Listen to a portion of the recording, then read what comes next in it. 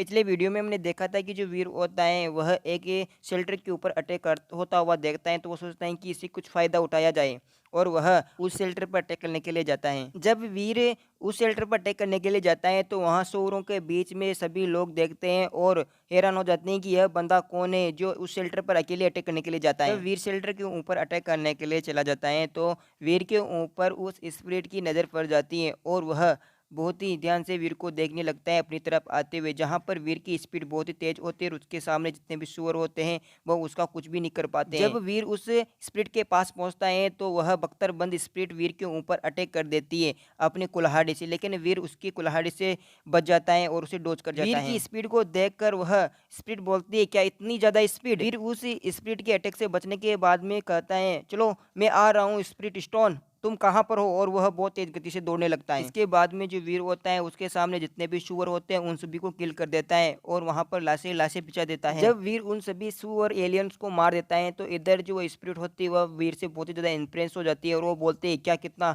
ज़्यादा मजबूत इंसान है, मैंने पहली बार ऐसे इतने मजबूत इंसान को देखा है। इसके बाद में जब वीर उस शेल्टर के अंदर जाता है तो वहाँ से उस स्पीड का स्पीड स्टोन लेकर आता है और वह जोर से चिल्लाता है, अब मेरे पास स्पीड स्टोन है तो तुम मेरे सामने समर्पण करो। और जो वह स्पिरिट होती है वह वीर के सामने घुटने टेक कर अपनी लॉयल्टी की प्रतिज्ञा लेती है। जो लोग उस शेल्टर पर अटैक करने के लिए आते हैं वह वीर को उस स्पिरिट को अपने सामने झुकाते देख कहते हैं, क्या इस स्पिरिट ने कुछ गलत समझ लिया है? हम लोग आए थे ना यहाँ पर अटैक करने के लिए, फिर वह उसके सामने कैसे घुटने टेक कर बैठ गई हैं, ये कैसे हो रहा है, ये क्या हो रहा है? इस तरीके से वो लोग बातें करने लगते हैं। इधर हम वीर को देखते हैं जो उस स्पिरिट के सिर पर उस स्पिरिट स्टोन को टेक देता है और उसे अपने सी ऑफ सोल में लेने के लिए तैयार हो जाता है। जब वीर उस स्पिरिट के सिर पर उस पत्थर को टेकता है तो वहां पर बहुत अधिक गोल्डन लाइट की रोशनी होती है। इधर हम इस शेल्टर पर अटैक करने वाले बंदों को देखते हैं जो उस गोल्डन कलर की लाइट को देखकर सोचने लगते हैं, क्या यह उस स्पिरिट स्टोन की लाइट है? इधर हम वीर को देखते हैं जो ग्लो कर रहा था गोल्डन कलर की लाइट से। वीर जब ग्लो कर रहा था उसी वक्त वहां पर एक सुअर वाला एलियन आ जाता है वीर के ऊपर अटैक करने के लिए।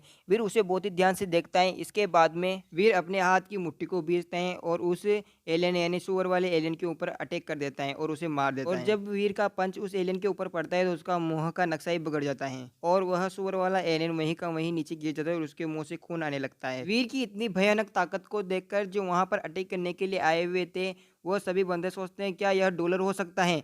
डॉलर ही इतना ज़्यादा खतरनाक तरीके से लड़ता है और इतनी ज़्यादा ये है। और कुछ लोग तो कहते हैं डॉलर के आ जाने के कारण मुझे अब उन एलियनों से डर भी बिल्कुल भी नहीं लग रहा है। जब सब लोग इस तरीके की बातें कर रहे होते हैं तभी वीर वहां से उस समुद्र के अंदर फिर से छलांग लगा देता है और वहां से चला जाता है। इसके बाद में सीन शिफ्ट होता है और अब हम वीर को क्रिस्टल पैलेस के ओनर वाली सीट पर देखते हैं, जो वह उस स्पिरिट को देखता हुआ कहता है, यार अगर यह सुंदर होता तो कितना ज़्यादा प्यारा लगता। और वह जो स्पिरिट होती है वीर के सामने चुपचाप खड़ी रहती है। इसके बाद में वीर उस सीट से खड़ा होता है और कहता है, वैसे भी तुम्हारा बदसूरत होना मेरे ऊपर कोई भी फर्क नहीं पड़ेगा, वैसे भी मुझे आप जैसे लोगों की बहुत अधिक जरूरत है मेरे इस क्रिस्टल पैलेस के अंदर। और हाँ, तुम्हारी ताकत ही मेरे इस क्रिस्टल पैलेस की मुख्य ताकत बनेगी, तुम समझ लो ये बात। और एक बात और, मैं तुम्हें बताता हूँ कि तुम्हें जितने भी एलियंस नज़र आते हैं जिन्हें तुम पकड़ सकते हो उन्हें पकड़ो और हमारे क्रिस्टल पैलेस के अंदर कैद कर लो, ठीक है ना? और उन्हें मार देना हो सके तो। वीर उस स्पिरिट को ऑर्डर देता है और उसे बता देता है। वीर की बात को सुनकर वह स्पिरिट वीर से कहती है, हाँ मेरे स्वामी, मैं करने के लिए रेडी हूँ। ये सब हो जाने के बाद में वीर अपने गोल्डन सेल के बारे में सोचने लगता है। वीर अपने गोल्डन शेर के बारे में सोचता हुआ कहता है, मेरा पास जो गोल्डन शेर है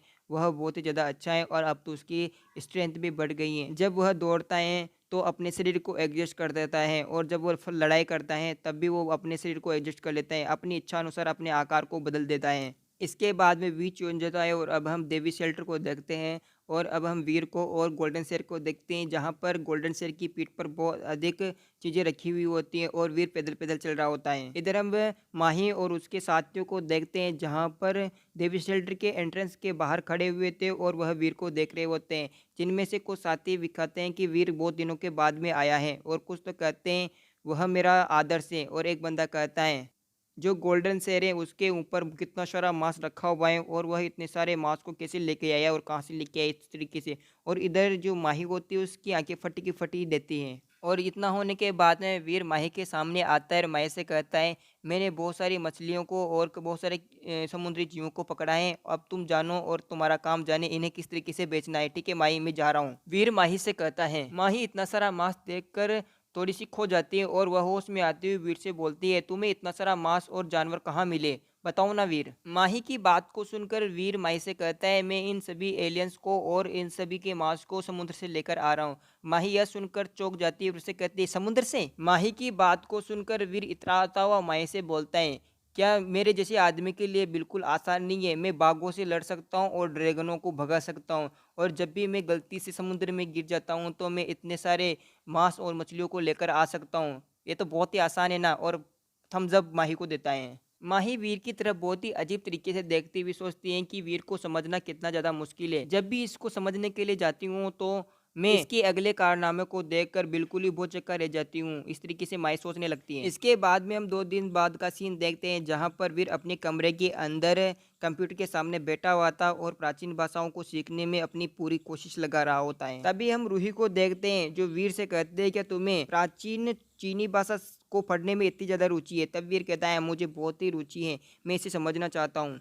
तभी रूही वीर से कहती है, आप जिस भाषा को सीखना चाहते हैं उस भाषा का जो विशेषज्ञ था अभी कुछ ही समय पहले यहाँ पर आया हुआ था, क्या आप उससे मिलना चाहते हैं? रूही की बात को सुनकर वीर सोचता है और कहता है, लैंग्वेज स्पेशलिस्ट। इसके बाद में जो रूही होती है वो वीर से कहते हैं कि जू कियानसो चीनी भाषा के लिए बहुत अधिक शोध करते हैं और उन्हें चीनी भाषा का बहुत अधिक ज्ञान और है। जो वीर होता है वह रूही की बहुत ही ध्यान से बातें सुन रहा होता है। इसके बाद में व्यू चेंज होता है और हम वीर को देखते हैं, जो किसी बहुत ही टफ पेपर को कर रहा होता है और उसे बहुत ही अधिक दिमाग लगाने की जरूरत पड़ रही होती है। इसके बाद में हम उसी प्रोफेसर को देखते हैं जिसके बारे में रूही ने बताया था, और अब वह सभी विद्यार्थियों यानी सभी छात्रों को कहता है कि जिन्हें भी कुछ प्रश्न पूछना है वह इस क्लास के बाद में आकर मुझसे पूछ लें। जैसा कि प्रोफेसर जू ने कहा था, वीर उनकी बात को सुनने के बाद में अपना प्रश्न पूछने के लिए वहाँ चला जाता है, लेकिन पीछे अपनी क्लास में बैठे हुए कुछ विद्यार्थी कहते हैं कि क्या यह वीर है, मैं इसे जानता हूँ। इस तरीके से वो बात करते हैं। वीर प्रोफेसर के सामने आता है और उसने सलूट मारता हुआ कहता है, मुझे आपसे 2 क्वेश्चन पूछने हैं। इसके बाद में जो प्रोफेसर होता है वह वीर से कहता है, जो क्वेश्चन मैंने तुम्हें लोगों को दिए थे उनमें से आपको समझ में न ना जाहिर सी बात है, इसलिए बेझिझक होकर तुम मुझसे क्वेश्चन पूछ सकते हो। वीर उनसे कहता है कि मैं जो एलायंस है उनके एक प्राचीन ग्रंथों के बारे में कुछ क्वेश्चन पूछना चाहता हूँ। वीर की बात को सुनकर प्रोफेसर जू वीर से कहते हैं कि आपको प्राचीन ग्रंथ पढ़ना अच्छा लगता है? अपनी चश्मा को ठीक करते हुए बोलते हैं। वीर उनसे कहता है कि मुझे प्राचीन ग्रंथ पढ़ने में रुचि तो नहीं है, लेकिन मैं अनुसंधान कुछ कर रहा हूँ तो इसलिए मुझे उनकी जरूरत है और कुछ चीज़ों के तथ्यों को देखने में बहुत ही अधिक परेशानी आती है, इसलिए मैं प्राचीन ग्रंथों को पढ़ने में रुचि रखता हूँ। प्रोफेसर जी आगे चलते हुए वीर से कहते हैं कि आजकल के जितने भी युवा हैं वह अपनी फिटनेस को सही करने में साथ ही अपने अपने जीनों को ठीक करने में लगे हुए हैं, और उन्हें साहित्य पढ़ने में बिल्कुल भी टाइम नहीं लगता है, उन्हें अच्छा नहीं लगता है और वो लोग साहित्य में रुचि नहीं रखते हैं। अपनी कल्चर और हिस्ट्री की बात कर रहे हैं यहाँ पे। इतनी बात होने के बाद में प्रोफेसर जी वीर से कहते हैं, चलो हम कैफेटेरिया में चलते हैं और कुछ खाते हुए बातें करते हैं। इसके बाद में ये एपिसोड यहीं पर फिनिश होता है। बाय बाय दोस्तों।